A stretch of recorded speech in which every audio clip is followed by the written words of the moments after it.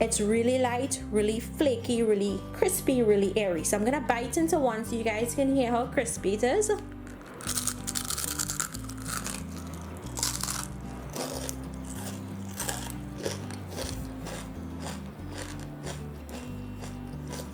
It is like out of this world crispy. It is.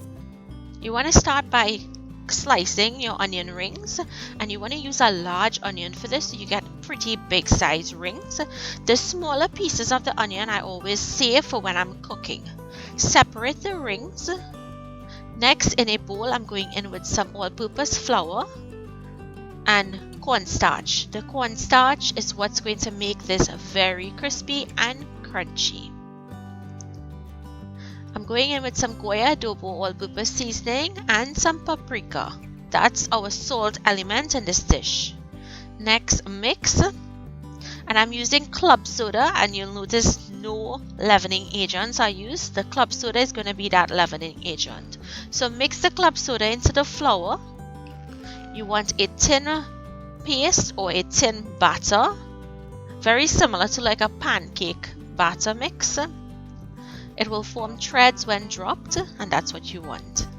Now all you have to do is take your onion rings, dip it into your wet batter, shake off any excess, and then dip it into some panko breadcrumbs, regular breadcrumbs, or even grounded crix. Set these aside. You can batter a few before you start frying them.